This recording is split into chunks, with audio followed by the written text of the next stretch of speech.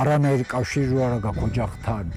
მთელი ზამთრის განმავლობაში ერთი დღე მინდა დაჟე ვერც ვასწრებო დავიდე დავრეკო და ჩამოვიდე იმ დაახლოებით მიღწევს 15 კილომეტრის გავლა.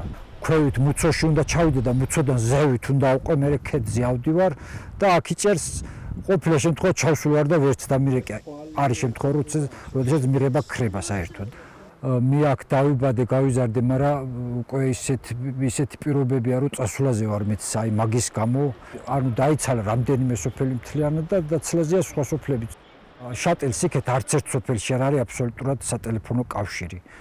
თიდან რომ ბართან კავშირი გექნება, გაიგებ რა ხდება, ოჯახს დაუკავშირდები, არ არის უკვე რთული აქ ყოფნა. დაბრუნდება ახალგაზრდობა, როგორც ჩვენთვის აუცილებელია გზა და შუქი, ასევე აუცილებელია ეს ინტერნეტი. დაჟე აი შუქზე შემიძლია უარი ვთქვა, არ მინდა შუქი, მაგრამ სატელეფონო კავშირი უნდა იყოს. ვიქნები ლამფი შუქზე, კი ბატონო, მაგრამ აი კავშირი უნდა მქონდეს და ეს არის ძალიან მნიშვნელოვანი მთისთვის.